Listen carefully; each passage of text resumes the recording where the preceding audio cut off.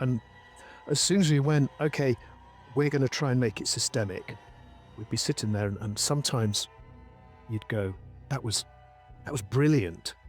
Why? Right. Something lucky happened. Right, how can I? So I'd then leave the meeting and I'd be saying to my team, okay, the great thing that happened today was X. Right. How can we actually capture that? So we had a room with like a kind of a pool table in it, and we had some great experiences creeping around the pool table with the alien going the other way, and you're like, right, what made that a good experience? And from that grew the idea of the Menace meter, right? So the idea came of having this Menace meter, which would measure the intangible, are you scared?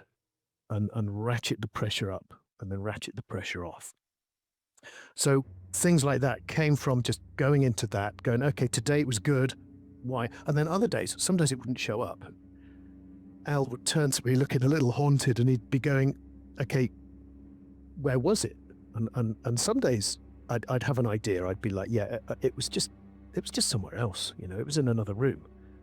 And he'd go, okay, can we make a game where the alien is in another room? Is there a danger that a player could play through the whole game and just by a series of bad luck, the alien's always in the next room and you don't encounter it?